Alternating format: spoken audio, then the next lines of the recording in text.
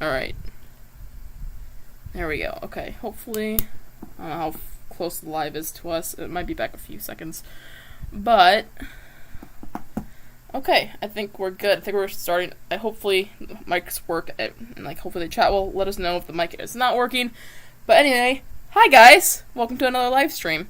Well, first off, before I even get into it, we got a new guest, as I'm sure all of you probably know, because I've been announcing it because I'm so excited to have her with us.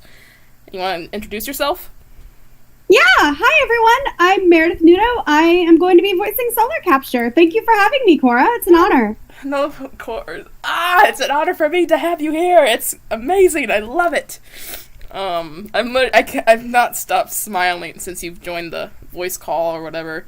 It's so. Oh, I've not stopped smiling since you invited me. This is a lot of fun. Thank you. Yeah, no, of course. But for those of you who are watching, we're gonna basically, and who don't know, and just randomly came across the live and are confused, I'm basically just gonna be drawing some panels to the character moments that Meredith herself voice acted Solar Capture for, and all the while we'll be looking at the chat, or we'll be answering questions that have been sent in already for us to answer, and just all around have a good, fun time.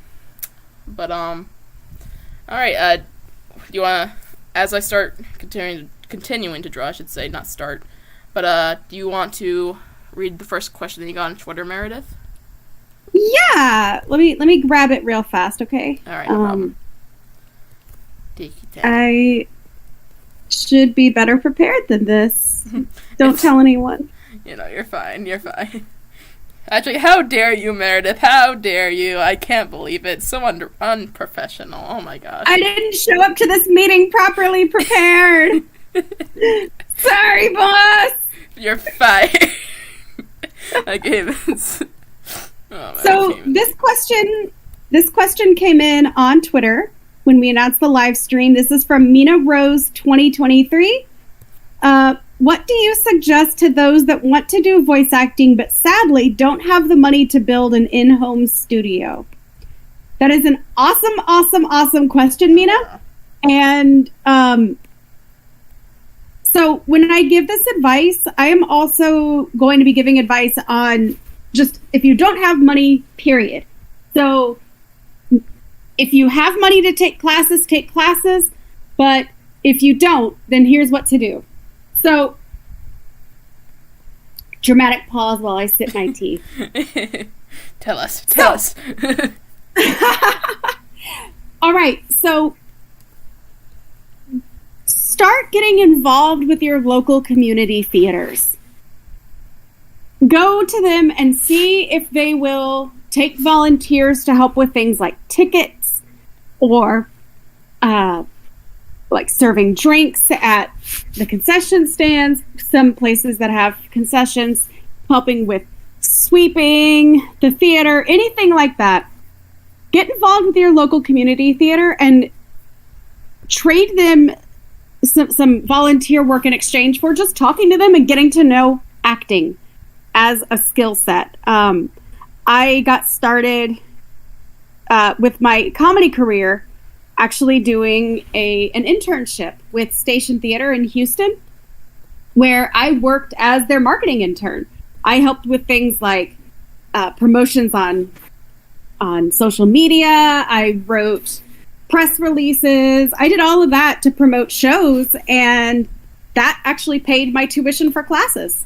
Oh, wow. So when you don't have the money for a studio, that doesn't mean that you can't be focusing on the acting side of acting.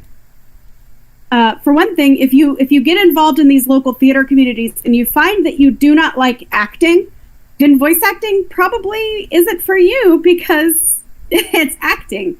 But you might also find that you love acting for stage, that you're interested in moving on to doing film work, or that you want to take improv classes or things like that as well. And that's awesome. All of it feeds into it. This is also a good time to start to head to the library and grab yourself a copy of Michael Shurtleff's Audition and read up on acting styles. Uta Hagen's books as well. Read up on Stanislavski. Just get to know acting while you're saving money for your theater, because that will help you when you begin auditioning for voiceover roles. You're going to start at, to use a baseball metaphor, you're probably going to start at like first base or second base if you already have an acting background underneath you, than if you just started having to learn both acting and voice acting at the same time. So that is my advice. Yeah, you may not be able to you might not be able to afford to build a home studio right now, but you can still invest in building your skills for when you do. You don't have to have idle time just because you don't have money time. That sounded really weird. No, it sounded perfect. Honestly, like, I'm really factual. Like, holy crap! Like, that was a lot of info, and it was honestly, it was really well done, really well detailed. Oh, thank you. Yeah, I really wish sometimes that there was an easier barrier to, I wish that there were fewer barriers to entry to getting into voice acting these days. I really do. But the reality is, it's expensive. Oh yeah, I bet. But if you don't have the money, you can still be involved in acting. Yeah. And the community theater will be a big help. Especially since if you live in a big city, probably most of the actors that you run into have done at least some kind of voiceover work in their lifetime. Oh, really? Interesting. I've never lived in a big city. I've always been a small town girl, so I don't think I've ever known that. That's actually really cool. Interesting. Oh, gotcha. See, and I live in Houston. Oh. So where there is a very big agency that represents voiceover artists here, Pastorini Bosby. Okay. And there are, now I haven't had a chance to do a lot of these, but Houston, because of our very large like business and industrial sector, there is a lot of money in doing instructional videos and internal training videos. Really? Particularly safety videos. I don't really have the kind of speaking voice that engineers want to hear when they want to be walked through processes for chemical safety, so I don't get hired to do that a lot. It's like, make sure not to throw the sodium in the water, guys. Oh, you explode! Yeah, I for very obvious reasons, I don't do those. But it's a big demand, and that's one of the reasons. Like most of the like stage actors that I know here also do. They also do voiceover because it's pretty easy. Yeah. To find work here. So that's my advice, Mina. I can never pretend that everything I say is one size fits all. Because everybody's journey is going to be different, but that is what I would recommend the most. And if it doesn't work, then ask online. Ask on VA Twitter. Most people on VA Twitter are pretty nice and pretty helpful. There's also the Voice Acting Club Discord server is really helpful. That's a good resource. So if I can't help you with my advice, then maybe someone else there can. I feel like it's very true when you said everyone has different experiences and different will have different paths towards their goals. Like that's right. So true in so many aspects too. Like especially voice acting, especially in the creative industry, like with music or art or voice acting or just acting in general too. I feel like it's just so different for everyone. Right, and not everyone necessarily has access to community theater, and that's kind of something that I've always had I've had the ability to do that. I don't do a lot of community theater because I am weirdly super shy about auditioning for plays still, but I still do sketch comedy and I still do improv on stage. Oh, that's cool. So that's so cool. You do improv? I could never. Yeah. I don't know how people who do that can think of stuff that quick. It's I imagine improv. If I were to do it, I always imagined it as when you try to say a comeback towards someone who says something mean / nasty to you, and you try to think of a comeback for them. But it just took me so long to come back, and 3 days later, I'll finally think of it. But whereas improv, you gotta think of it on the spot, and I would never be able to do that. Well, everyone says that, but everyone already does that every day. Yeah. And two, it's a muscle. You have to work it and you have to train it. I wasn't born to do improv. I definitely did not roll out of my mother and immediately say yes and that's not how it works. I trained for years. I went through 2 completely different programs. I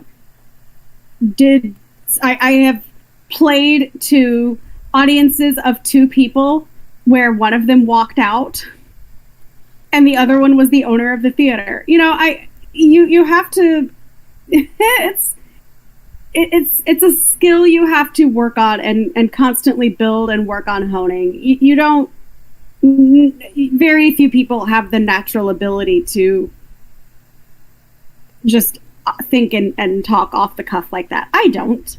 I had to train. Yeah. Yeah, no, that makes a lot of sense, obviously, like, having a muscle, because, like, everyone has that, like, no matter what you do in life, you, like, it's something new, like, any job, like, anything, any goal, like, you always have to work at it, like, no one's perfect like that, and... Exactly, so you could totally do improv if you wanted to. Yeah, me.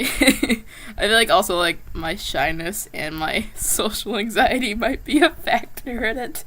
Oh, yeah, see, it's funny. I have a lot of social anxiety, so like I'll be a lump on the couch in the green room before a show. Yeah. I'll be just all over the place, rolling around on the floor and screaming and running into the audience when I'm on stage, and then immediately go back to being a "don't perceive me" lump on the green room couch. That's like me to a T. That was me to a T, like, in school, and still now, kind of, even if, like, I don't know you personally.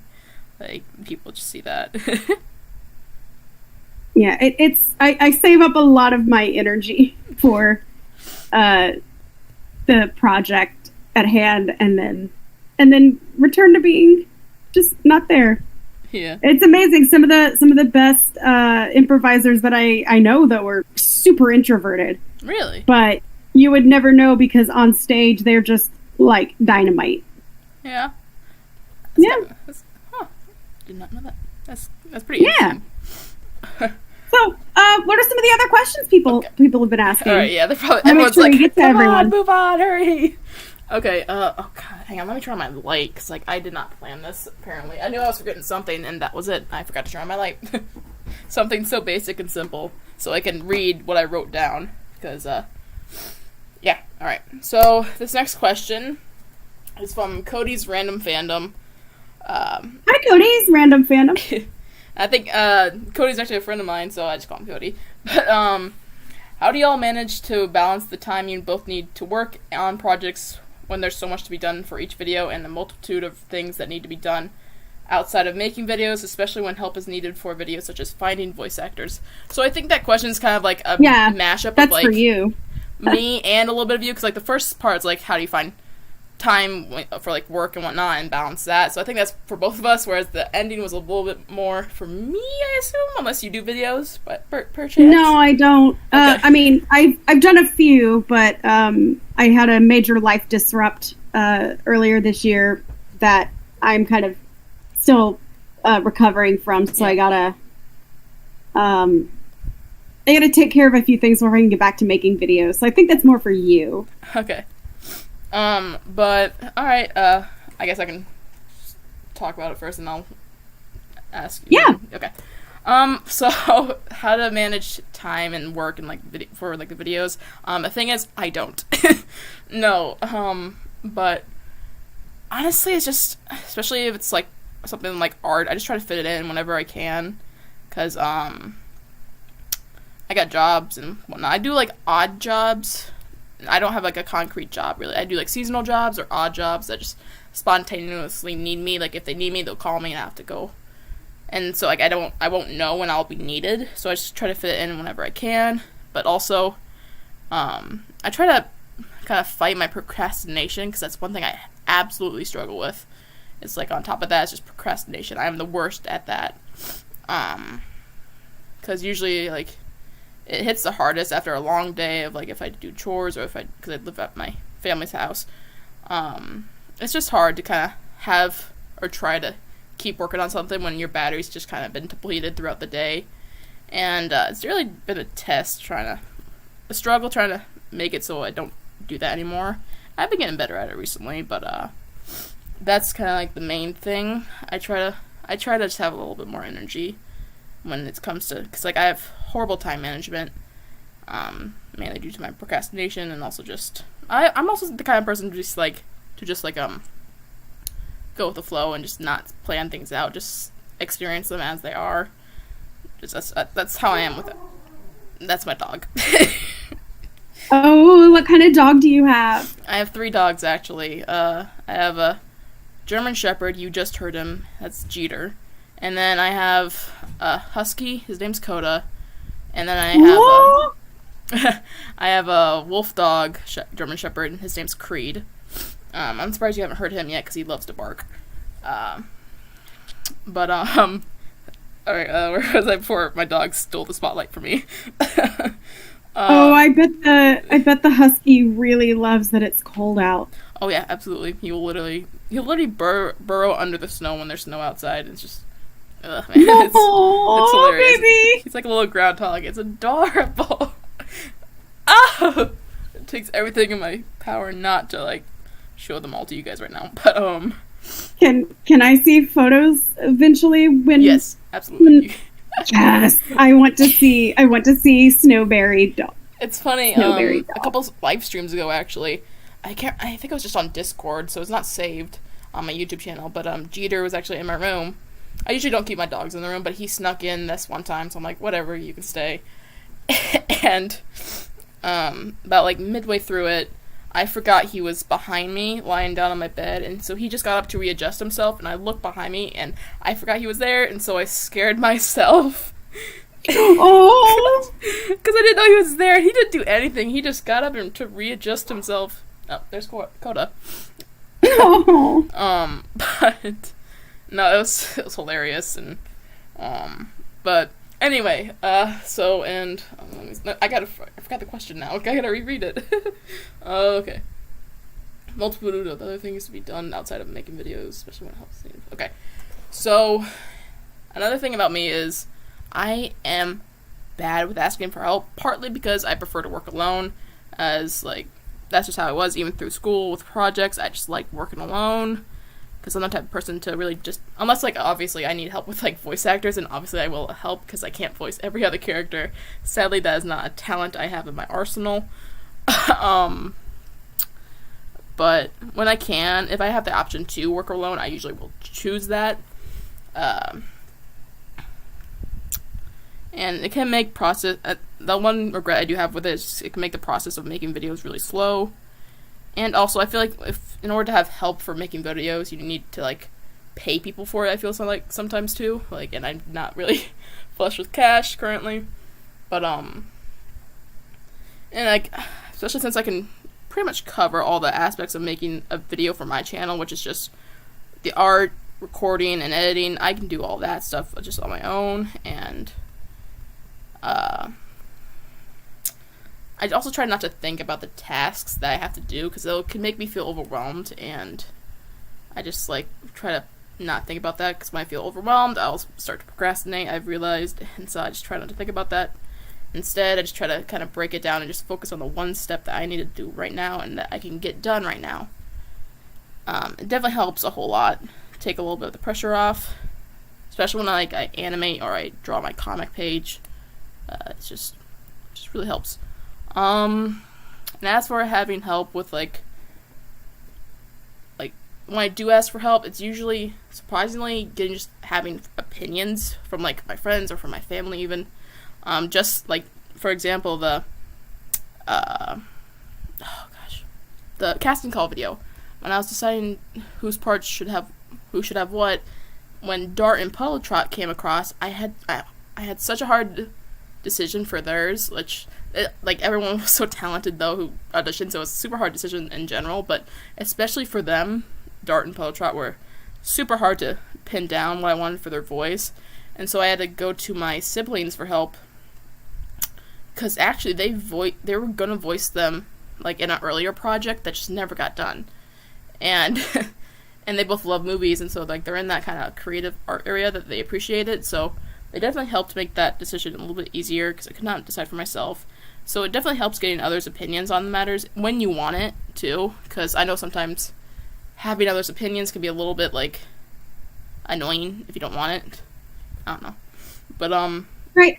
So are your siblings also, like, are they your target audience too? So like what would appeal to them would appeal to the sort of people that your comic would appeal to? Yeah, absolutely. Because because me and my siblings, we like a little bit of everything, you know? Like, we like a little bit of action, fantasy, romance, leaving a little bit in there, drama, blah, blah, blah.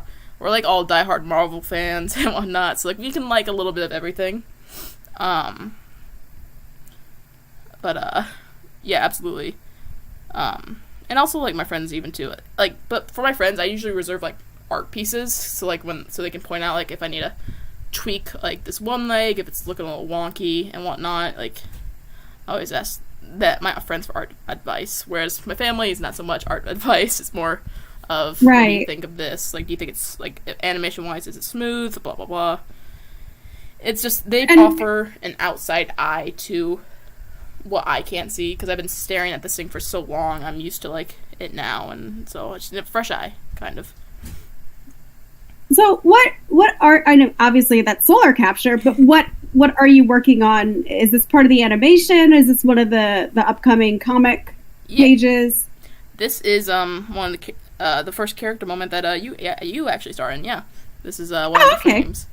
It's still in the beginning, obviously, because I just recently got to it, mainly because I'm trying to work on multiple things at once, such as the comic, and I also got a solar capture animation in the works. It's just a simple, small animation test of her kind of like singing, I guess you could, not singing, but like a line from a song or whatever that I felt like would fit her really well. And actually, do I actually have it up? I might have it actually open if people want to see that. Well, that's exciting. Yeah. Okay, hang on. Let me just quickly finish coloring this area. Okay. I think this is it. Yes, this is it. So, I worked on this last stream. I tweaked it a little bit, but I haven't changed much. Alright. Here we go.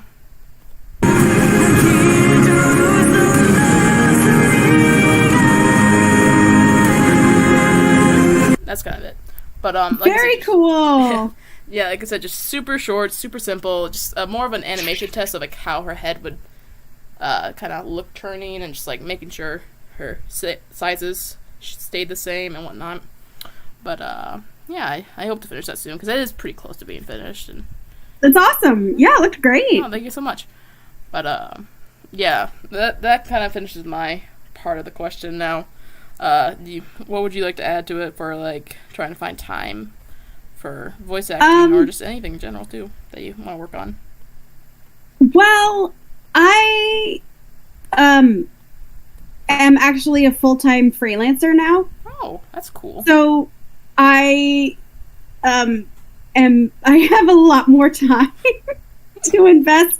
I had a day job, but I got laid off in August. Ooh. And day jobs, despite what they say, are actually not easy to come by right now. I mean, there's a lot, but most of the ones I'm finding, the pay is just really bad. Yeah. So I make the time because I have the ability to. My schedule is that's just how I am. Yeah. Work wise. But when I had a day job, I also had one with flex hours as well.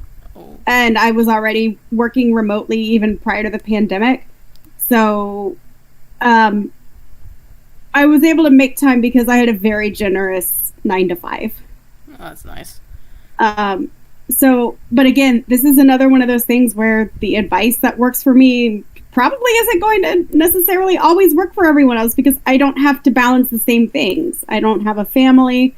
I'm just taking care of myself right now. I don't have, like, my mom doesn't need me to be a caretaker for her or anything. So I can focus a lot on my career more than most people can.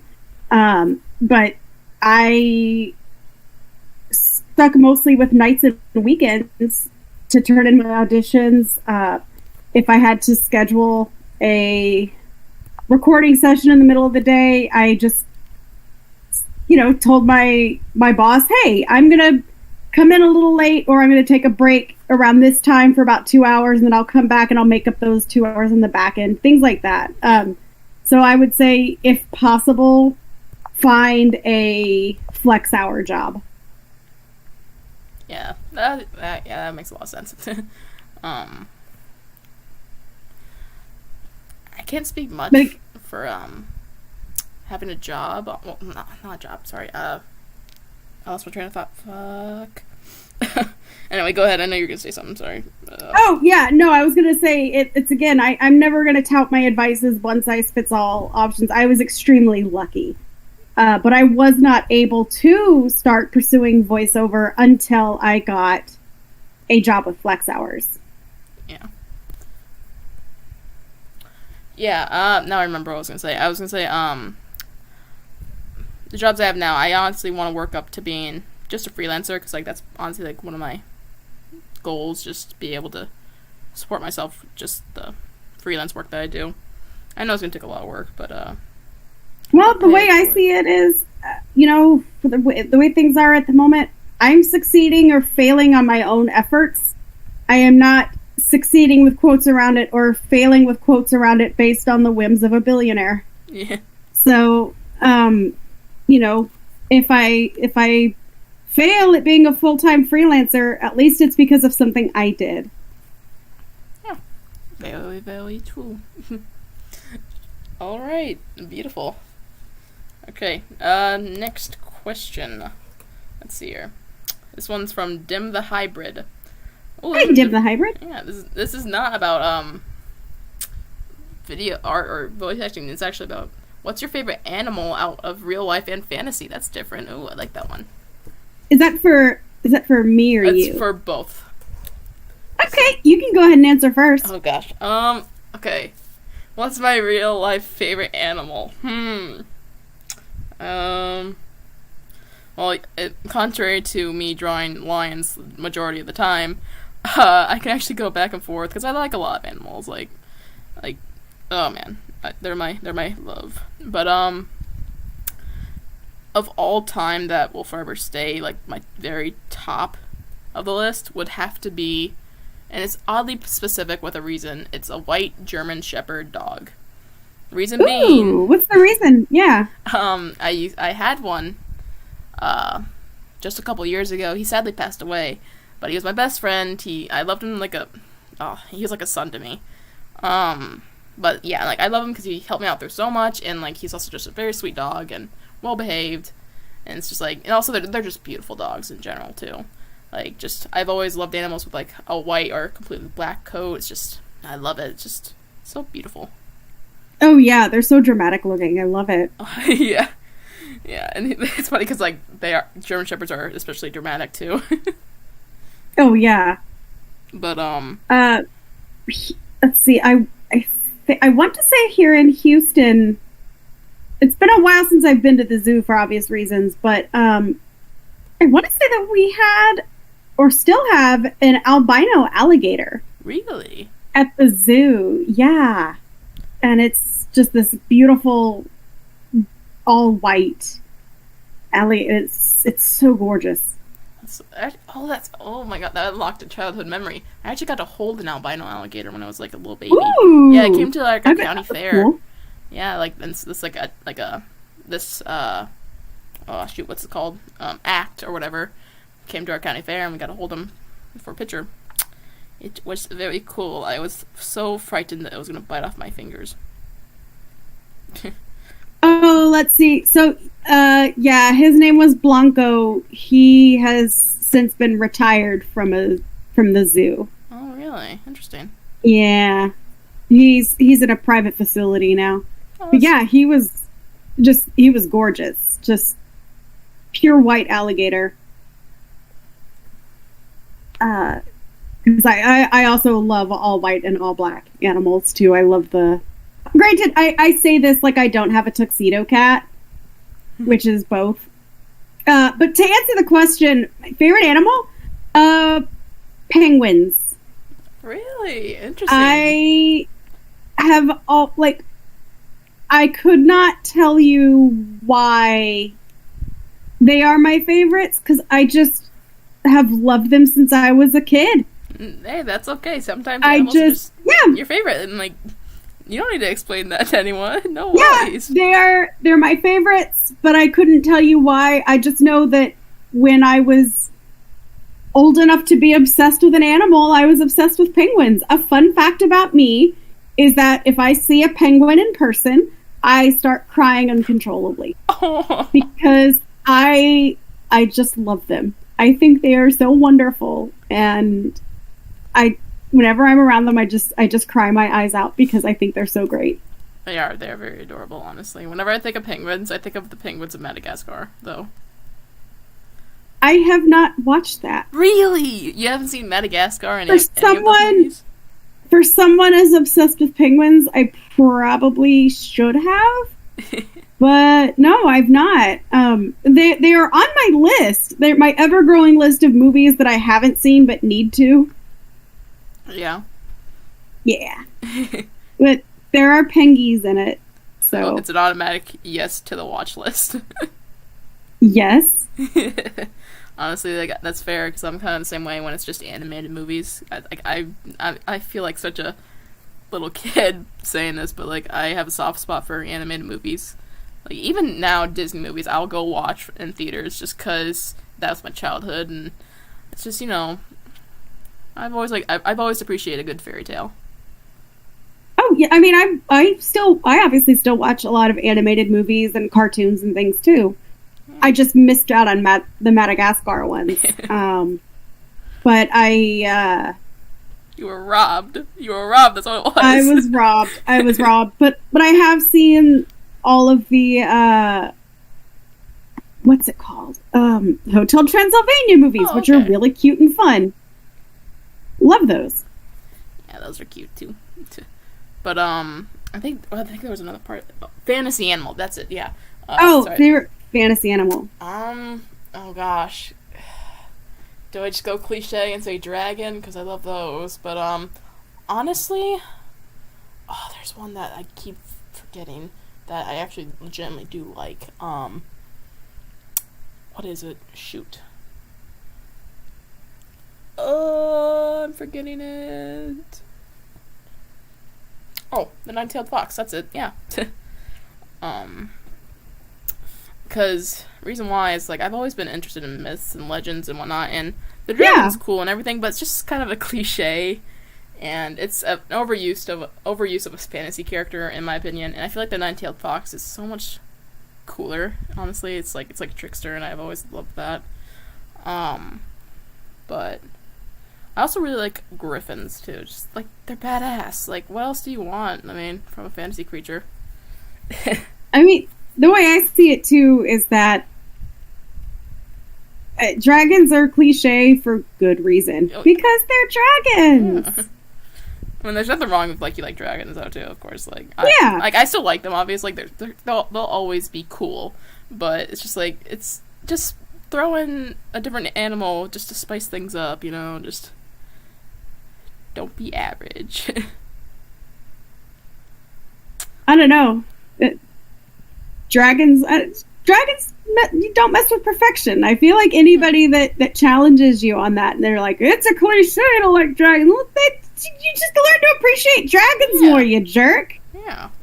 What's wrong with having a cool dragon? Like honestly, whenever someone says they don't like dragons, or if they're too much of a cliche and like they can't like it because of that reason, I'm like, look at the show Game of Thrones. That woman had 3 pet dragons. Do you see anyone mess with her? I didn't think so. Yeah. Exactly. Oh man. But and then so my favorite fantasy, I would say harpies. Ooh, that's a good one. I honestly forget about them too sometimes. Like, harpies are always fun. So, is there any specific reason, or is it just because they're fun? They're fun. Yeah, that's good. That's good. They're fun. They're shrill bird women. I mean, I relate to that on a cellular level. Because I, too, am a shrill bird woman. Oh my gosh. Oh, man. I guess I would be like a penguin harpy. Would you be able to fly then? Because, like, harpies are able to fly. No, but I would have a pretty sweet waddle and be extremely aerodynamic in the water, which would make up for it. Yeah. Maybe kind of like a kelpie then. I don't know if you know what that is. I do. Yeah, I have a kelpie pin. Oh, nice. I feel like whenever I talk about them, people are like, "What's that?" I'm like, "Oh, never mind." So. I also like selkies. Ooh. Selkies are pretty rad. Seal ones, right? Or something like that? Yeah. Okay, I don't know so much about them, but I've heard about them. I'm like, that's a seal one, right?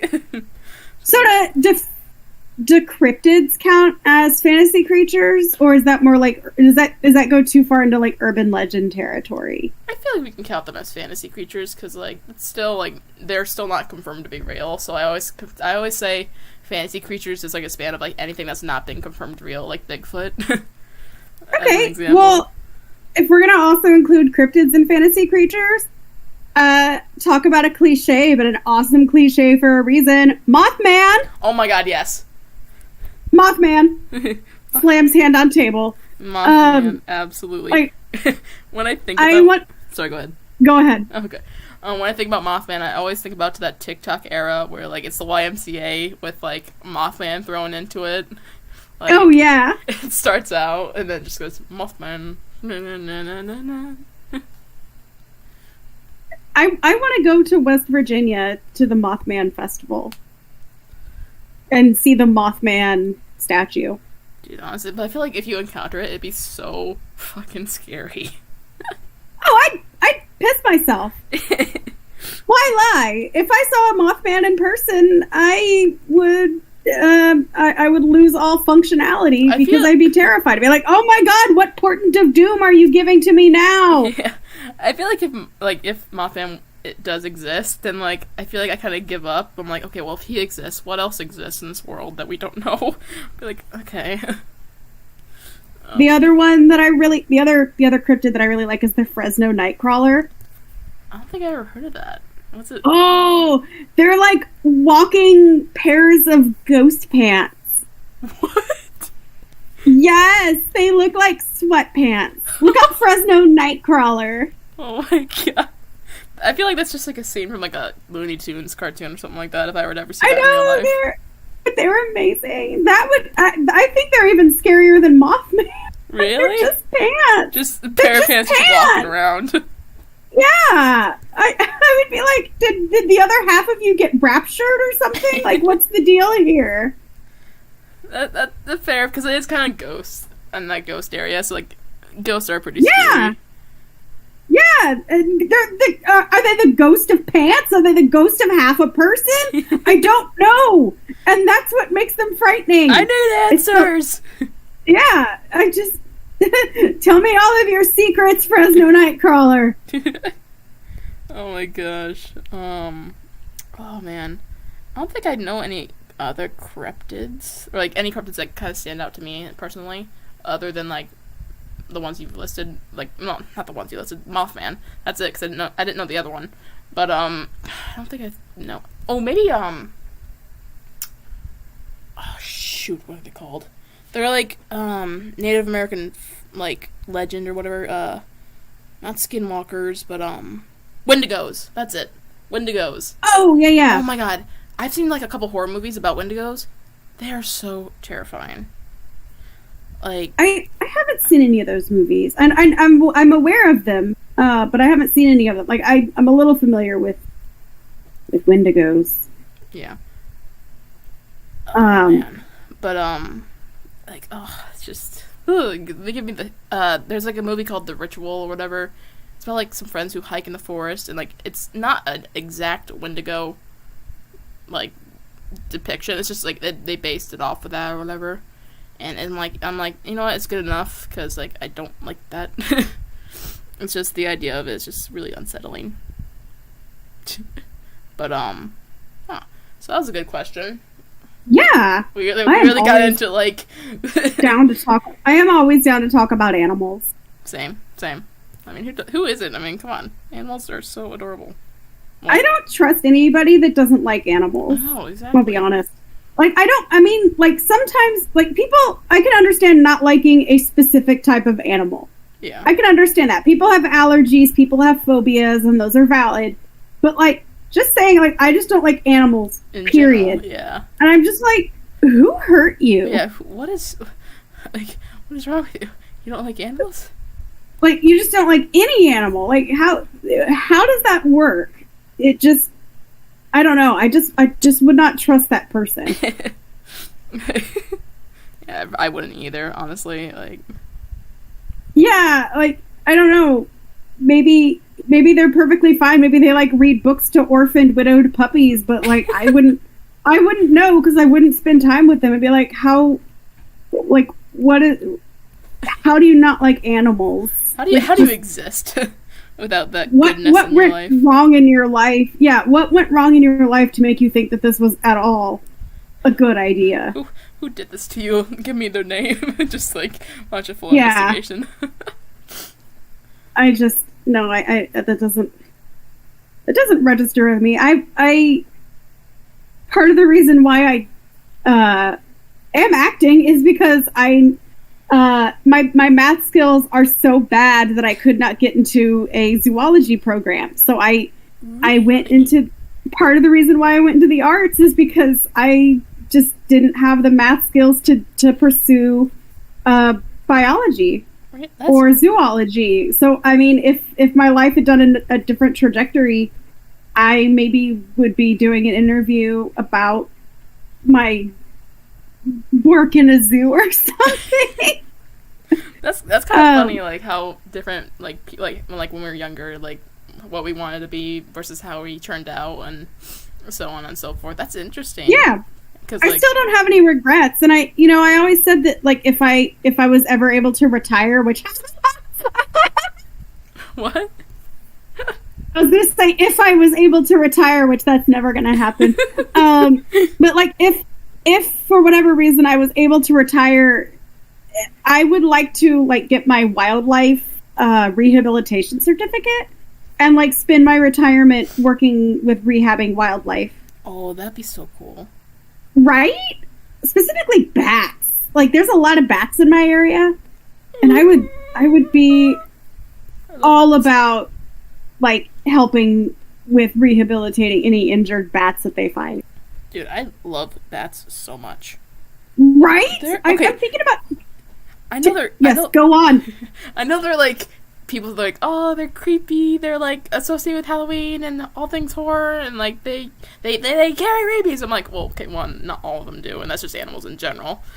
Two, but like that animals can. That's a bit like they have the ability to. Doesn't mean they do. But no, but like they're so cute and such a like a kind of like sometimes creepy, but sometimes not creepy. Like the fruit bat. That is the most adorable thing I've little babies. ever seen. It's so cute, and it eats fruit. Yes.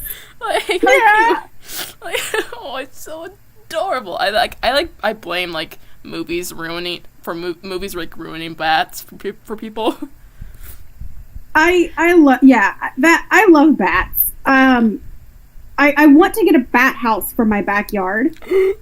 Yes. Because get one now. Yeah.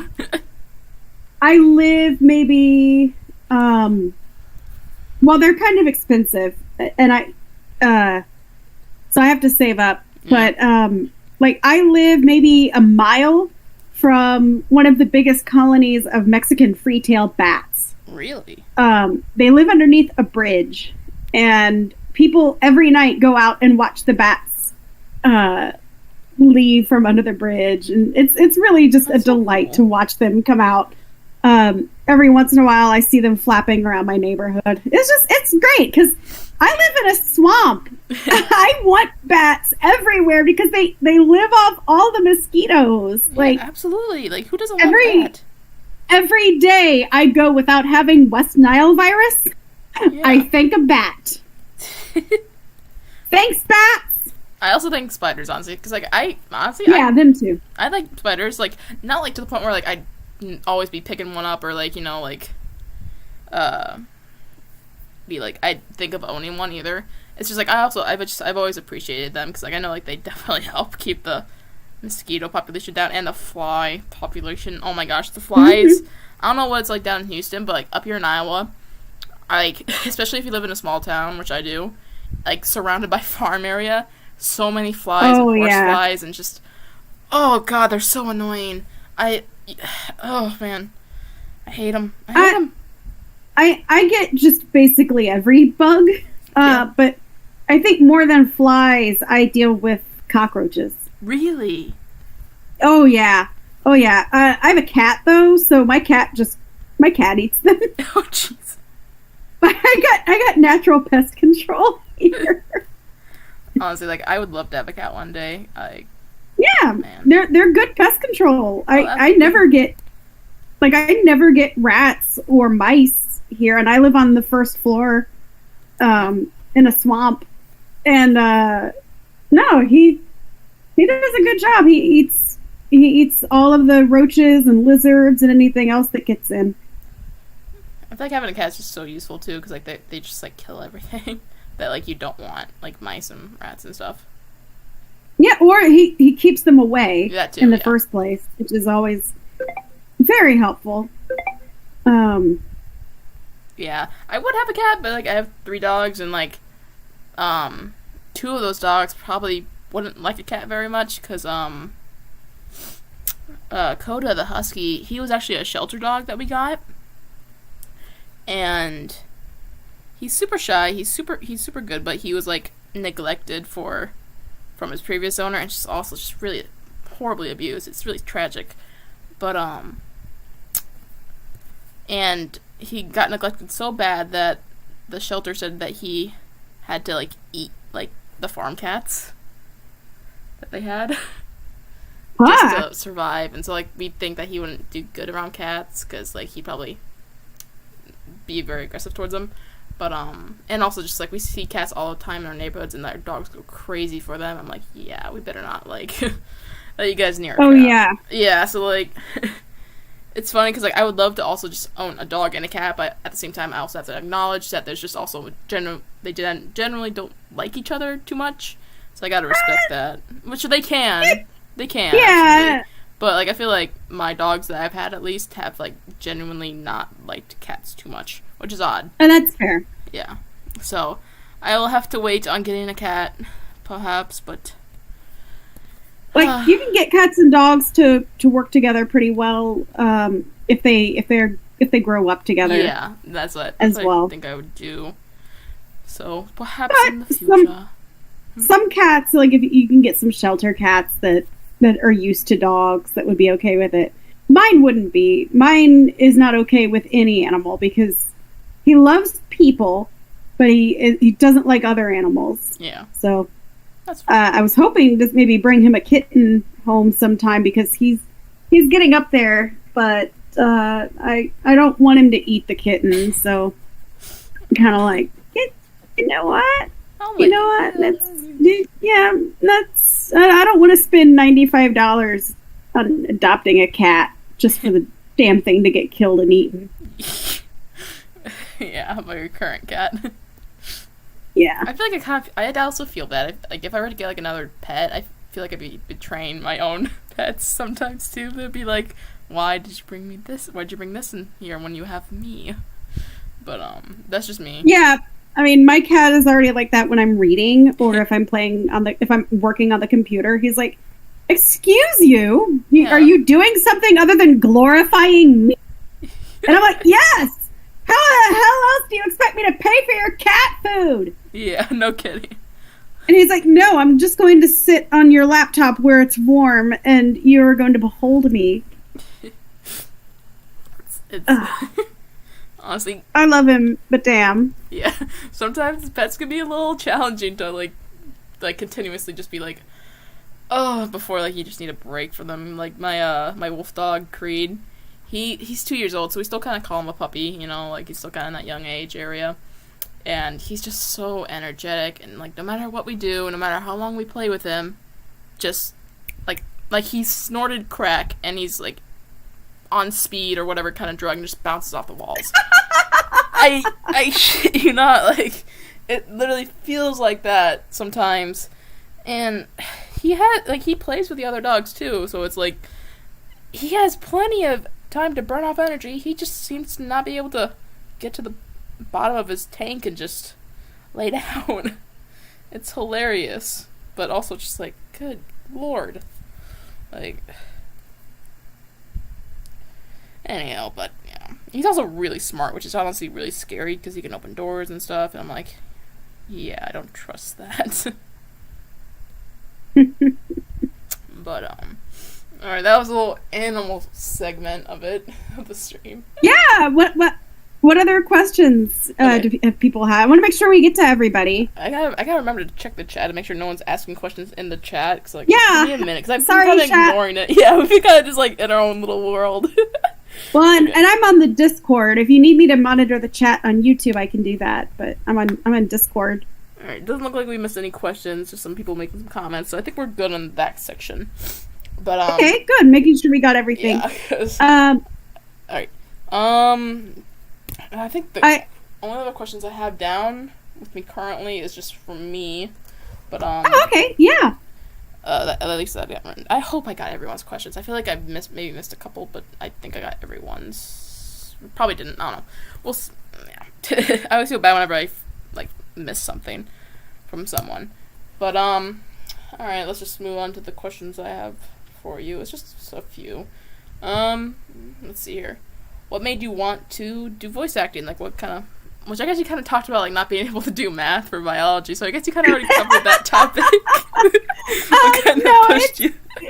There's more than that, though, actually. I did always want to do the performing arts as well. Like, I wanted to do zoology, but I also wanted to do other stuff on top of that. Yeah. So I did also always want to do acting and or radio and voiceover work and comedy. I also wanted to do all those things. So I always wanted to have it be part of my performing arts mix. Now, I had a lot of bad experiences with stage and film, which is why I'm really shy about kind of going back to it. Yeah. But I'm slowly getting more and more positive experiences to make me want to do that. But voiceover, so I had my first voiceover role in 2017, but I didn't start really taking it seriously until the pandemic. Yeah. So I took the money that I was saving up to go on vacation that year, and I got my character demo made. I built my booth out and everything, and that was kind of when I started taking it a lot more seriously and actively auditioning for projects. That's so cool. But as for what made me want to do it, because I kind of always have wanted to, and I did go and do some of the things that I wanted to. I still have yet to really do much in the way of film. I'm slowly working towards it, slowly working towards wanting to audition for more plays. I've done plays like in high school, but not much since then. And obviously I'm still doing improv and sketch comedy as well. So yeah, I always just wanted it to be one of the performing arts things I did, but it's one of my favorites because I don't have to put on makeup that makes me break out. So I can do it at home in my pajamas, and it's nice and comfortable. And no one will know, like, you basically work in your pajamas. Yeah, and voiceover also, surprisingly, it pays more than comedy does. Yeah. Like, and don't get me wrong, voiceover is not the world's most lucrative career path because it's one of the arts, and none of the arts are lucrative. Mm-hmm. But pound for pound, yeah, I actually make more doing voiceover than I do doing comedy. Really? That's interesting. Yeah. Oh, yeah. Oh, that's so cool. I'm glad, and I'm also glad, especially since, like, you voiced the capture that you found, like, you kind of stuck to this, because I imagine, like, what if she sounded like without you? Well, there's plenty of wonderful talent out there too. I'm sure you would have found somebody. Oh no, I'm sure, but like I also feel like whenever I hear like a voice, and like if it's like for a character, even if it's like a famous character, you know, like it already has a voice actor. Whenever I hear a different one that could fit them really well, I always go like, oh, that actually suits them super well. That's just kind of like me personally, because it's interesting because I when I was choosing voices, it hit me how much of the audience doesn't know about the character that I know about, because like obviously I write the character and I know her or his like backstory or their character arcs. So I was like trying to see like which voice would fit them better throughout the entire span, if it were to happen like that. You get what I'm trying to say? Mm-hmm. Yeah, like, yeah. Something like that. It's just like, it's kind of like what I mean. Like, it's just, I was trying to plan for the grand scheme of things, even though it probably won't like succeed to that, if that makes sense. Well, yeah, I mean, it's always good to have foresight. Oh my gosh. Yeah, absolutely. But, beautiful. Okay. Next question. And also, if you have questions too, like, you can also ask me. I want to feel like I'm drilling you for like information and like interrogating you, like. So. Oh, where is Mr. Is that Bone? Drizzle? Is that Drizzle Flight right there? What? No, that's actually. Or did she already walk past it? Oh, okay. That's Flame Sprint. That's actually her Soul Capture's sister. Oh, right. Okay. Yeah, but I perhaps can tell you some secrets after that. Oh. But that is only for your ears only, because my ears. Okay. Spoilers. Okay. But no. All right. Sorry. I was gonna read the question, but then I put the notepad down that I have. Oh, this is actually Soul Capture related. What was it about Soul Capture's journey that made you want to audition? So, like, what about the story or characters that caught your eye that made you want to give it a shot? You had a very strong and very solid idea of what you wanted. Oh. You came in with some really great art. You gave great instructions on what you were looking for, and there was a lot of assuredness and confidence in the project that then gave me confidence and assuredness in the project. Yeah. And then obviously I read through the characters and was like, I love them. I must give this a shot. But yeah, you did something that I think a lot of new casting directors need to take note of, is come with a very strong idea of your project. Have art ready to go. If there's art involved, obviously if it's an audio drama, you probably won't. Mm-hmm. But the cast is usually one of the last things you need to concern yourself with. Because a lot of times we don't want to sit around and wait for every single script to be finished. Yeah. Well, I mean, obviously it's going to happen, but like if you come in and they're like, well, there's no script, and it's like, when can we expect a script? I don't know. Which has happened to me before.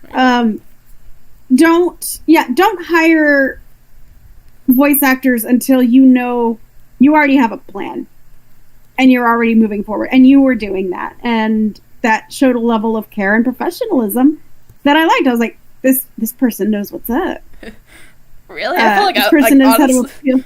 Honestly, I was like shitting bricks like through the entire thing. I'm like, oh god, did I forget something? Did I forget a link? Did I sound good enough? Did I sound like I had everything planned? Like, yeah, no, you that was the appeal. And beautiful. I let's see, I auditioned for Solar Capture and Drizzle Flight and Puddle Trot. Yeah, because I all three of them I really loved them. Yeah, it's kind of funny actually, because like I remember seeing that, because I just like I took all the auditioners, I put them on a Google Doc, I just put them on a big list under each act they audition. It was you, Jody, who if you guys don't remember, she actually voices Drizzle Flight, and Allie Goodell, I can never remember her last name. I feel bad because she voices Puddle Trot. It was always, you guys were always the top three for each female. I'm like, okay, now I just gotta figure out which one would fit better with like how the character presents themselves or herself, and like how their demeanor fits into their voice and whatnot. it was just kind of funny. I'm like, wow. I was like, what are the odds of that happening too? Jody and I have worked together on several projects. So when you said that she was going to be playing Drizzle Flight, I was like, inevitably, she and I were going to play girlfriends at some point. Dude, like, or honestly, wives. Like, when you told me that, I was like surprised. I'm like, wow, what a small world. It's like I didn't know that at all. Like, I didn't know anyone who auditioned at all. I don't think. Like, yeah, I didn't know anyone. Yeah, Jody and I. Let's see, our first project together was Thanks for the Memories. It's supposed to be like Thanks for the Memories, but you're saying it with plastic vampire teeth in. So thanks for the memories. Yeah, it was a really cute and fun game about people who turn into their Halloween costumes, and they have to be they have to be converted back. And Jody was the were-cow, and I was the werewolf. The were-cow. That's a new monster I've never heard about. Yeah, she's the were-cow in it. She does great. Like I said, that was our first project together, and we had a lot of fun, and we've since done a whole lot. So we did record our lines for this first scene together, because we already have that working relationship in there. And you know, I love Jody. Like, I'm not in love with her, but I do love her, and so all of the warmth and affection that you hear in my voice when I'm talking to her comes from the very real affection that I have for Jody, just as my friend. Yeah, absolutely. Like, honestly, when you told me that, I was also like you said, like, I was also super excited because I'm like, oh my gosh, these girls know each other, and so it'll be a lot easier for them to really work together and like try to record this and kind of feel a similar kind of like feeling, I guess you could say, to it, because yeah, I don't know, but I was just, it's so cool. Like, honestly, it's such a small world. I love it. But all right, that was let's see here.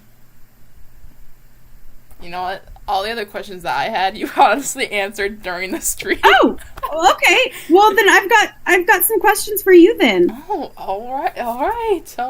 If you want me to, if you're okay with me turning the table. Oh yeah, absolutely. Go ahead. So I would really like to know how you got into writing the story of Solar Capture. So I've read the comic, obviously. Oh. How did you develop the story? How did you come up with it? Why lions? Since you seem to be more of a dog person.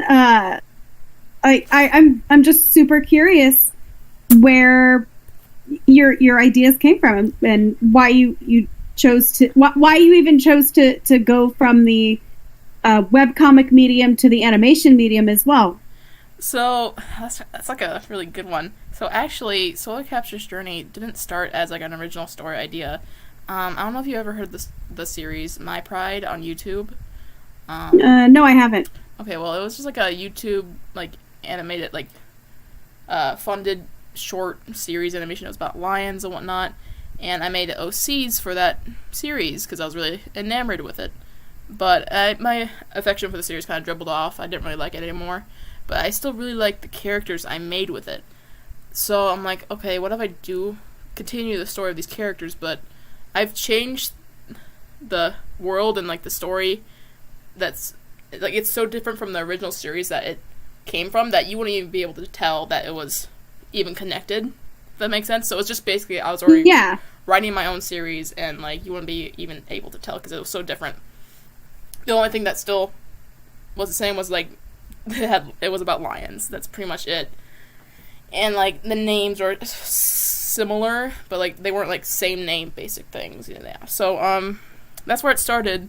And I actually dropped the series. I stopped working on it for like a couple months, like maybe 3 months even. Like, I just fell out of love with it, and I think it was after I made a series about dogs, I kind of started to really get back into it, because I was like, you know what, this is, like, I worked on it so much, I shouldn't give it up that quickly, and I revisited some ideas I had, and whatnot, and that's when the big change happened, where I had Solar Capture become the main character, actually, because she was meant to be a background character. Oh, interesting. Yeah. Who was the original lead? oh gosh, she's actually one of the background characters now. It was let me see if I can pull up a reference of her, because like I haven't drawn her in a while.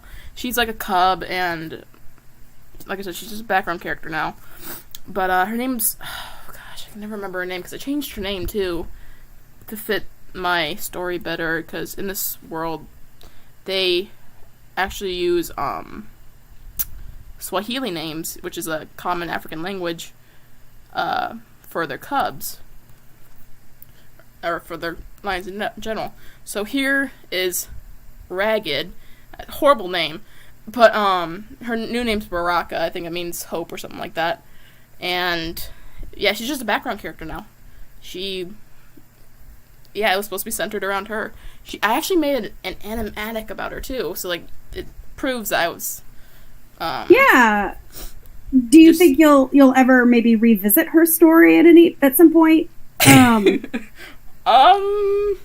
Perhaps I shall save that for later when we're not live streaming. Okay, fair. But no, because it's just like funny because like it's so weird because how many changes I've made to it to this point, and honestly, when I started drawing the comic, I didn't even have an ending for it. I didn't know what to do with it. I was just like, I'm gonna make the comic and make it up as I go. And right now, obviously, I have it all planned out. I have it. It's just more of this like the details of like certain characters I gotta figure out and whatnot. Yeah, and I mean, art's an organic process. It's going to change and evolve over time. Absolutely, and that's good. And another thing that was a big change was actually Dart and Puddle Trot. They were supposed to be the villains. Now they're one of the four main protagonists. Interesting. Yeah, especially Dart. Dart was the biggest dickhead you could think of him being. No, I mean, literally the biggest. He was so horrible to solar capture, so mean, and like he was pretty homophobic too. Because beforehand, I had the story being about like him not accepting that. But I'm like, you know what? I don't want to tell that story, which is fine if people want to tell that story because it's a very important story to tell. But me personally, I'm like, I don't really feel like that would fit me. It's like I want to tell a big story, like. Yeah. Like I want to tell like about like close bonds, familial love, and just like accepting fate, or maybe not accepting the fate. So like just something that felt more right to me. And so I'm like, you know what? I want to rewrite Dart. And when I started to rewrite him, I just kind of start from scratch. I'm like, okay, where's he from? Like, how can I make him more of a protagonist and not a dickhead who just honestly go burn in lava? And then like I got the idea of like, okay, what if like how do you meet Puddle Trot? Maybe Puddle Trot isn't his biological daughter and whatnot. Oh. And because she's not actually. She started out as his biological daughter too. But it's just so much changed. It's crazy. I can go on forever how like little minuscule details have changed in him, personality-wise and whatnot, but that'd take forever. And I don't want to take up everyone's time. It literally took 10 hours, I feel, because I can continue to gush. Because to sum him up, basically, he went from like one of the hated characters for me to like one of the most beloved characters. I love him I love that though. I mean, I think it's great that you love the characters that you're creating. You're turning them into something that you want to write and that you are passionate about, and I love that. Art is a living thing. Yeah, it's just for like, sure. Yeah, but for all the things that have changed, there are a lot of things that also have stayed the same, such as character designs. When I first created them, they pretty much stayed just exactly the same. It's just more of the characters that have changed themselves. Because, except for Solar Capture. Actually, yeah, Solar Capture and Drizzle of Light, they've not changed much, personality-wise. It's just really story-wise. Okay, yeah, and just, from, like, comic book to animation standpoint, this is, like, a big dream of mine to, like, turn my comic book into, like, a fully animated series, honestly. But I know that's going to take a long time, and I plan on doing it sometime later, further into the future, when I... Right! Like, because my animation skills are very low, and not as experienced. What you've got right now is a proof of concept. Yeah. Which is just always a good thing to have. Yeah, absolutely. But right now I just plan on like probably like honestly getting through the comic, because I got 2 seasons planned for the comic. Oh, nice. Yeah, they're all planned out, and like I said, I got the ending planned out and everything. It's just the details and the scripting for the panels as well. I got that planned out a good amount ahead. It's just finding the time to do it, because like it's just only me working on this. I'm the only artist. I gotta do everything, like the sketch, the line art, and just it can take up so much time. And then you add my YouTube channel that I don't want to have fall behind or lacking in content. Of course. So it's just like a juggle between what you can do and so on and so forth. But all right, I think. Yeah, but it's really impressive that you're doing so much. Yeah. I love that drive. Thank you. But I always find it funny that like it took me a little bit to fully love the characters too, because like I said, I dropped the series a while ago, and then I picked it back up. It's just funny because like what would have happened if I didn't pick it up, or like would I be at the same spot where I'm at today or whatnot? It's interesting. But sometimes sometimes you just have to give your project space and room to breathe. Kind of that old cliche that's a cliche for a reason. Let it go, and if it's meant to be, it'll find its way back. Yeah. So sounds like it was meant to be. Yeah. And you got the perspective you needed, and I think it's a great story. Thank you. But I think that it's a really fun series, and I'm looking forward to reading more of it. I'm subscribed on Webtoon. Oh, thank you so much. So I get updates. Yeah, I'm hoping to get the next chapter done before Thanksgiving. Like I'm trying to, because like that's when I start a new job too. So I'm like I want to get that out for. Oh, congratulations! Oh, thank you very much. It's one of those seasonal jobs, thankfully. So like even if I do get caught up in it, I will eventually be free enough to start focusing on this. But there's a question in the chat. Oh, okay. Question for Cora. It's from Cody's Random Fandom. Question for Cora. Do you have any other projects you have plans for in the future that will require voice actors that I can possibly try out for without any of my restrictions? Oh, okay. So, like, just a little context there. Cody, like I said, he's my good friend, and he just has some restrictions. Like, for example, he doesn't really like swearing. That's just pretty much some of it, which I absolutely get. Some people are just not comfortable with that. Understandable. Yeah. But, as for projects planned, honestly, so backtracking a little bit, remember when I dropped the series, I mentioned I'd started to come up with the idea of a new series with dogs. And it's kind of funny because I really love that series even now, but I want to focus on this one currently. So maybe someday in the far future, when I complete the series, or when I feel like it's completed it enough, like, I think I might pick it up again, because I think it's a really interesting story. The story was kind of like these dogs. So cheesy, because I came up with the story when I was like 15, I think. And it just needs to be worked on. But I based it off, I think, it was 4 dogs. And funnily enough, I took inspiration from my actual dogs I've had in real life. They're the same kind of dogs. They were 3 labs and a white shepherd. My dog Zeus. Oh, I love that. Yeah, and it was like about the principle of like the white shepherd. He kind of wakes up in this like kind of Neverland area, and he doesn't know that he sadly passed on. So he's trying to get back to his owner, and these 3 labs he comes across help him, and they got kind of like ulterior motives, but not bad ones. Just got good ones. It's like I had this idea of like when dogs pass on, they become like heaven's like guardian angels, kind of like they go protect like their old owners. They're like, like guardian angels, like they become, because like they love their owners so much. Dogs give you that unconditional love. I like to think that it's undying because they're so loyal. Yeah. So like, so it became like this kind of like, I guess, fantasy action pack thing where like, and like the main character, the white shepherd, would realize, oh man, I did die, and like it's just kind of the idea of having to let go of your loved ones and kind of not being able to touch or see them anymore, and but have a presence of knowing that they'll always be there. And I'm gonna cry. Yeah. Oh my god. But I want to see this. yeah, like I actually did a couple speed paints of it on and an animation meme too. It's on my YouTube channel. It's like further back. It was called a series called Hiding in the Blue, I think it was. I thought about renaming it because like honestly, it's just like it's kind of just a name I kind of came up with to title it.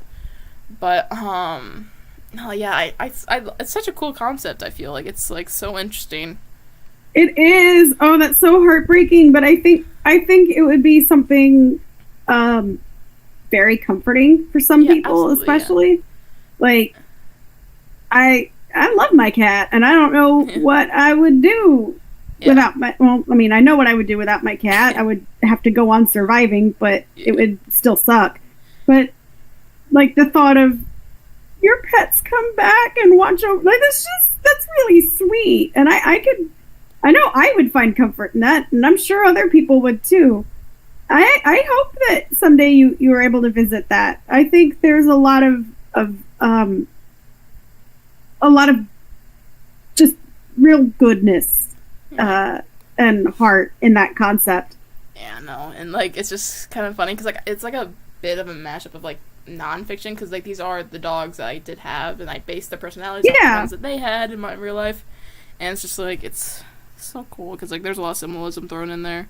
Like it's just yeah. Anywho, but yeah, so that's the answer to that question, Cody. But other than that, I'm trying to think of any other series I would like to revisit too, and just oh my god, I just remembered. Okay, so this is actually the first series I've ever made.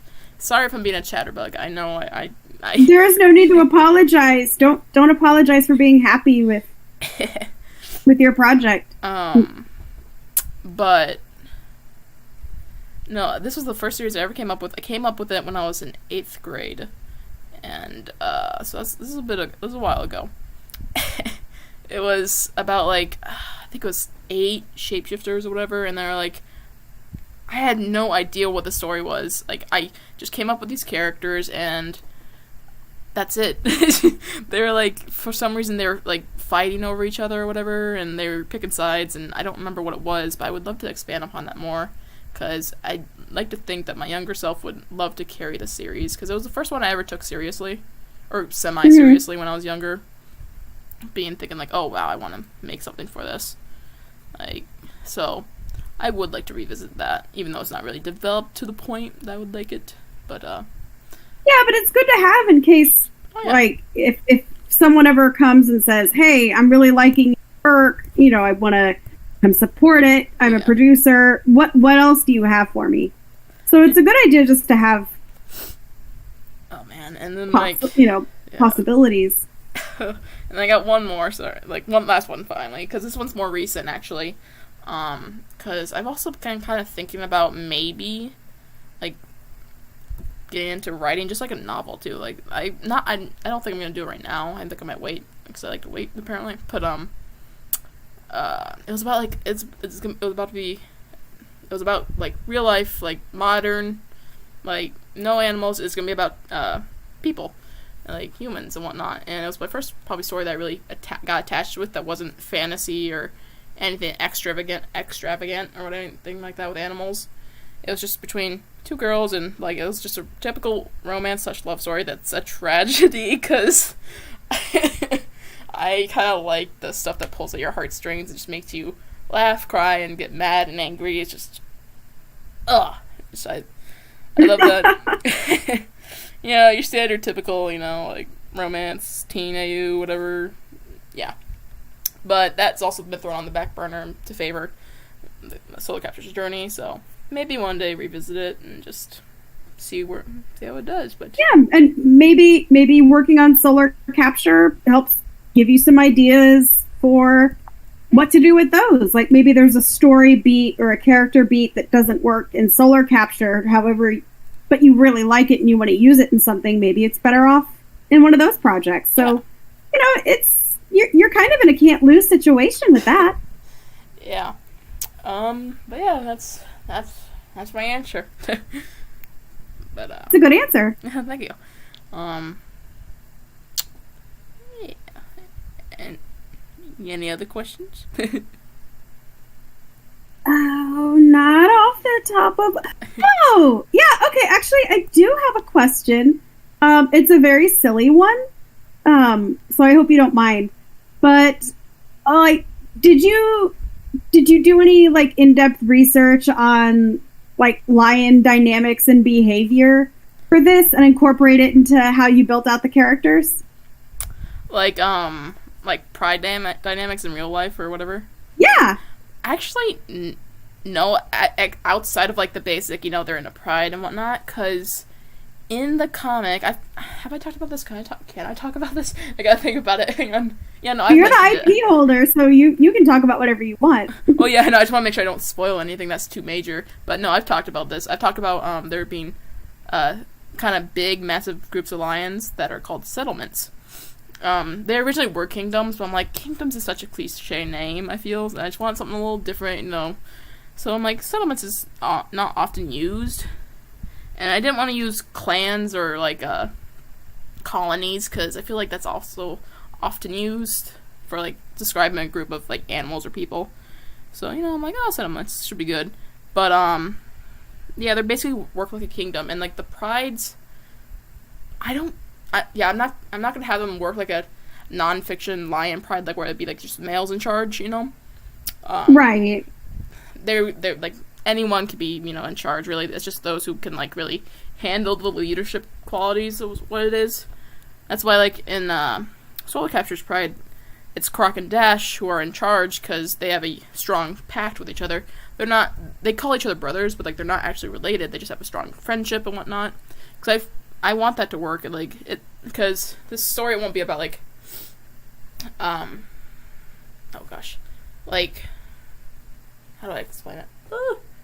It won't touch on problems with, like, quote-unquote society that they have. Like, it's not going to touch on Hello? that. Oh, I think you dropped out briefly. Oh, okay. Sorry. I said, like, I don't think it'll touch on any societal problems in the universe that they have. Because, like I said, it just kind of reverts back to, like, me not wanting to tell a story like that. Because right. I feel like there's people so much better to do a job on that. Because, like, me personally, it's not my cup of tea. So I feel like I shouldn't touch on a subject that I'm not personally knowledgeable about, I should say. Yeah, and that's fair. Yeah, so, yeah, so, like, throughout the series, you'll definitely see, like, different pride leaders, not just all be male, and some will be female, some will be trans, non-binary, blah, blah, blah, the whole package, blah, blah. Like I said, it's just, like, this world is basically... That's actually another reason I mentioned earlier that Dar used to be homophobic, and the reason I changed that is because in this world, there's no homophobia. Like, there's, like, people just kind of, like, mind their own business, essentially. Like, they don't really care. Because I always kind of like those worlds to explore in, like, it's just, like, I don't know, because I feel like sometimes, like, for example, I don't know if you read Legend of Korra, Avatar. I haven't. No, I've seen the first few episodes, and it's delightful, but I've not read the comics yet. Oh, man, okay, then, but, like, in their world, there is, like, people who have a problem with, gay people and whatnot, and I'm like, that's cool, that, you can touch on that. It's just, like, at the end of the day, it comes down just to me, my preferences, and what I want to talk about, essentially, and address. Since, yeah. But, oh god. I'm having a brain fart. I guess that's kind of answers my question. Or your question, but, yeah. So, oh, excuse me. But, oh, I'm sorry. Does that answer your question? I feel like it kind of just, like, didn't. No, it does. Okay. No, it does. And I appreciate that. Okay, there's another question I see in the chat by... Oh gosh, hang on. I hope I do not butcher this name. But, I'm gonna read it either DOTE or Doti and stuff. I don't know. DOTE and stuff animations asked, do you have any characters with heterochromia that is either central or complete? Okay, so I know what heterochromia is, but central or complete, because, like, I don't pay attention to that. Oh gosh.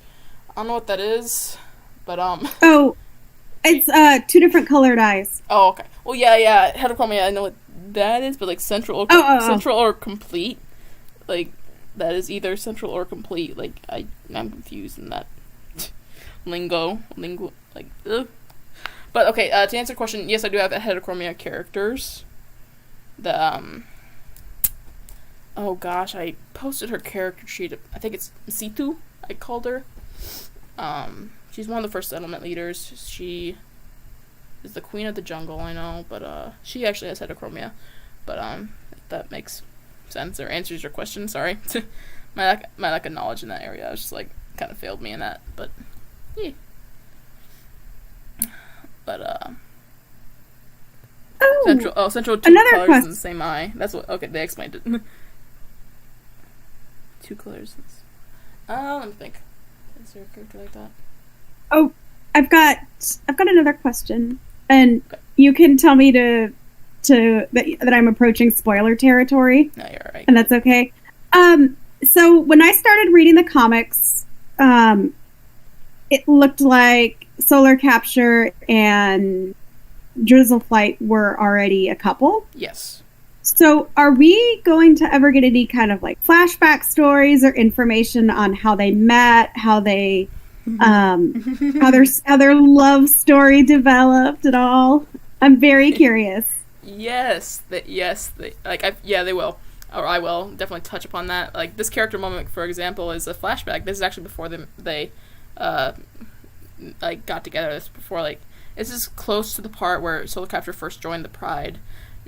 It's not exactly when she joined. It's just like maybe a month after, because she's from another one. But I absolutely do want to touch on that because I feel like not a lot of people know. Even though I've said this in a couple character moment videos I've done already, but it just kind of showcases the single character. Like, I've done Drizzle Flight, I've done Solar Capture, I've done Puddle Trot. I gotta do Dart yet. But in Puddle Trot and Solar Capture's little own singular character moments, I've mentioned that they were actually a couple. Yeah, Puddle Trot is the ex of Solar Capture. Which is kind of funny because I don't know, it's just I don't know why I find it funny. It's just interesting because I feel like not a lot of people know that sometimes. But no, we absolutely will, because those two own my heart. Drizzle Flight and Solar Capture, they do. I think it's just a matter of like when's it appropriate to put in the flashback and when it's not. Right. Because like I feel like for flashbacks to happen, they should also provide some information. And I think probably closer towards the end or the beginning of season 2. The end of season 1 and the beginning of season 2 we'll probably get some more flashbacks of these two girlfriends. These two, I should say, probably wives instead, since, like, I mean, I guess mated in Lion's terms, it's like marriage, I guess. I don't know. I'm not really expert. I couldn't tell you either. Yeah, I'm not really an expert in terminology. I guess we'll address it like mating, like marriage, I guess you could say, because that's how it usually works. But awesome. Yeah, no. Well, we get to see what a lion marriage ceremony looks like, because that would be cool. Yeah, absolutely. Cool. Honestly, actually, yeah, it's like I thought about only once before. Like, you saying that honestly reminds me of it. So like, I will have to make something happen like that, because that's just too good of an opportunity to pass up. I mean, come on, who doesn't want that? Yes. But oh man, I will say the only other ship in my comic that has my heart as well is Croc and Cascade Stock. Which, if you don't know, I don't know if people know who Croc is, but if some of you don't know who Cascade Stock is, if you look in this corner right here, there she is. She's kind of half peeking her face, but she's a mother of Drizzle Flight, and I just love how supportive their relationship is of each other. Like, they love each other so much. They're kind of like middle-aged lovers, you know, because they got grown children, but they also got little cubs and whatnot. It's just I'm a sucker for like relationships like that have like a long-lasting relationship, if you know what I mean. Like, yeah, it's just I feel like we could definitely see more middle-aged love stories and really well done middle-aged couples, because like I am so sick of middle-aged couples always being portrayed as like miserable with each other. Yeah, absolutely. Cause like and like, oh, I hate my wife. That kind of humor to me isn't, because it's like, just get divorced. Yeah, honestly, yeah. Which is if you're so miserable. I know, like, it's just like, I'm like, it's about time we kind of bring in some, some good ones, and just give us some nice, wholesome, middle-aged people. Yeah, just enjoying life. They don't have this big, explosive love story, but by God, they're sitting on the couch every weeknight, cuddling and watching TV and falling asleep together, and that's so sweet, and I love it. You know what? I'm just gonna draw them just for the heck of it. Yay! Boop. Do it. Cause I try to show it as much as I can in the comic. Cause obviously in the comic I haven't been able to have a lot of moments to show them kind of being like that. Cause obviously I just kind of throw everyone into it right away. But right. But in the small moments I just try to. I think it's the end of chapter 3. It's when, Croc kind of turns around and yells at Cascade Stock. He doesn't yell at her, but he kind of yells to her. And she immediately understands. She's like, okay, everyone inside. They've been together so long that they know the cues of another. She knows if he's scared, then it's a good reason and whatnot. So they're the type of couple to, if they yell at each other, they know they don't mean it, and that they'll be alright. There we go.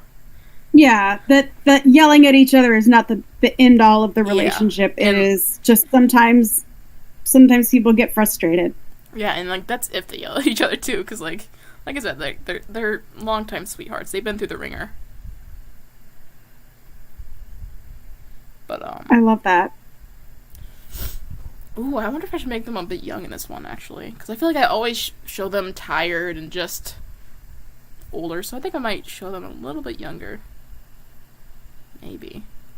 Actually, you know what? No, I'm going to show them older, because we need that. That's the whole reason I'm drawing them. Come on. But, I was going to say something else. Oh yeah, sorry. These two were actually based off my parents. Their characters. Aww! Yeah. I love that. Not all of it, but for Croc, his scars, my dad's not scarred up like him, but of course, but that's good. Model healthy relationships. Yeah, we love to see it. But yeah, for Croc, I based some of my dad's traits. My dad was actually a fireman, so I based off bravery and just selflessness. I imbued that into Croc. I feel like that's what dads should be. They should be. Yeah. Unconditional love, just same as moms, but also be that comforting protectiveness if their child ever needs it, always be there. And I feel like that's what every parent should strive for, and just as these two are the role models. There we go. Yeah, love that.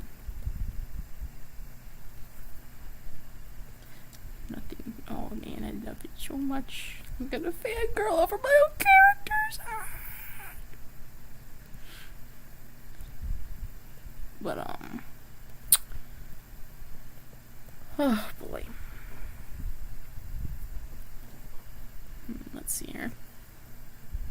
I also feel like whenever I draw during stream, I take so long to sketch it, even though I want to hurry up and do it, but I also want to do a good job. It's just right. Yeah, it's I don't want to leave a boring content, just have them staring at a blank canvas for 10 minutes. I'm that's not content. You know what though? If you did do something like that, it would show the reality oftentimes of what art can be like. I think it was since you said you mentioned earlier that you're a big Marvel fan. I always loved Taika Waititi talking about how sometimes the writing process means that you sit down in front of your computer or Word doc, and 8 hours later there's nothing on it, and you're that was a good day writing. Yeah. No, obviously, yeah, I absolutely have those moments, everyone does, but it's just I feel it's just not perfect for streams, it's just yeah, they came to watch me draw, and I'm just gonna reward them with just staring at a blank canvas for 20 minutes. They came to watch you draw, and you gave them reality. Boom! Reality slap in your face. But oh boy, this eye. Just a little bit of shit. You shall fix that. It's like, sorry everyone, you're gonna look at what it's really like to be an artist. Oh my gosh, yeah, that's like, honestly, and that's also like my biggest fear whenever I record speed paints. It's like, okay, I don't like, because I speed up the time and it's harder to edit sometimes and just whatnot. But especially that's why I do the sketch first and then I start recording, because it's whenever I take a long time in the recording process, I feel like, oh my gosh, this video is gonna be so long and no one's gonna want to keep watching it, when in reality it's not that long in a pause. It's not that noticeable. It's just like, I feel like I take forever. But yeah, that's just me. This was me getting in my head. We gotta make her head a bit bigger. I feel like I haven't drawn Cascade Stock in forever. No. But it's kind of funny for Croc's main. I just kind of do whatever I want because his fur is always so messy. Because I kind of imbued that with his personality with his cubs, because I feel like he's also the kind of husband to be like, okay, you need a break, I'll take over, and just, you know, just go relax and whatnot. And the way, and how he would kind of keep the cubs away from mom, he'd be like, okay, just mess with my hair, do that. It'd be like the equivalent of a dad letting his, like, daughters put makeup on him, you know? Yeah. It's like that kind of, like, that's the idea I got in my head of him. I think it's a great little character detail. Yeah.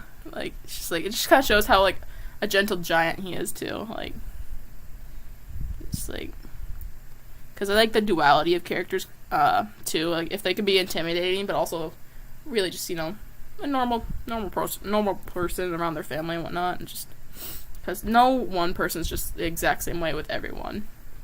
Exactly. Like, there's duality, there's difference. That's what, I really learned that from, like, the show Arcane. I don't know if you've ever seen that, but... Very good show, yeah. Oh my gosh, yes! Yes! God, what was his name? The one that was their adoptive dad. Vander? What? Vander? Yes, I loved him. I loved him so much, too. I know he's probably a werewolf now. Oh, yeah, but... yep.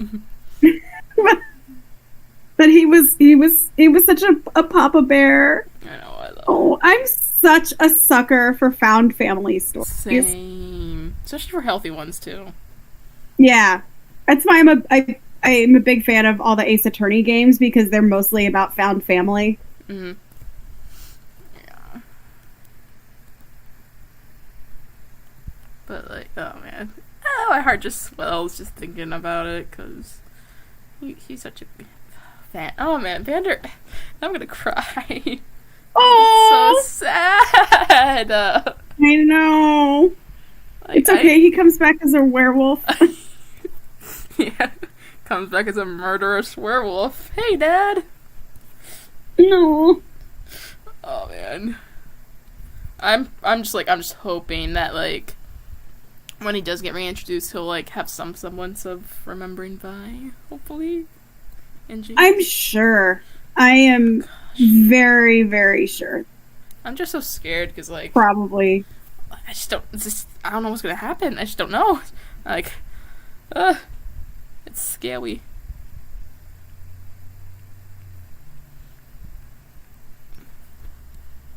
Can't forget his bushy Pretty sure he's a werewolf. Yeah. It's also just so sad because, like,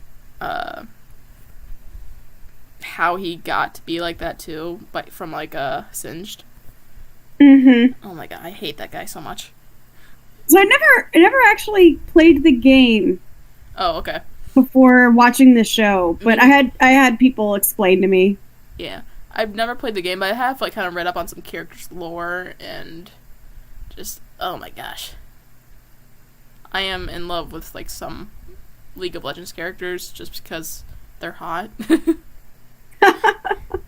Like, if they were real, they'd be my celebrity crush, honestly, to put it that way. But, no. They also are just interesting characters, too, that they created. Because I think they mentioned that they plan on visiting different regions of their world too. So like we'll see other champions or characters that they created. So it will be quite interesting. Plus, just the animation style period was. How do I not talk about that yet? Yeah, like it's just so beautiful. It's kind of funny because my brother, he's not a big fan of animation. He prefers like live action, like Marvel. Like I said, like I told him like, Andrew, if you like Marvel, you will like this. This is basically kind of like superheroes. And he's like a big nerd, and he likes video games. So I'm like, Andrew, I promise, trust me, like trust in me.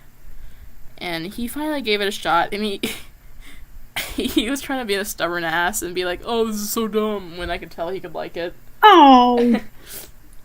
And it's super funny because when Vi and Caitlin started to kind of be nudged, like hint, nudge, wink, wink, and I loved that. I loved that loved too. it. And Andrew, Everett the jackass, was like, "Oh, that's so stupid." When in reality, I saw him like be smiling, and like when they were getting like soft with each other, I'm like, "Yeah, you don't like them together." He's like, "Shut up."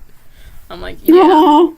Which that's just Andrew in general. He doesn't care for any kinds of romance, and he's just like a pure action guy. Fair.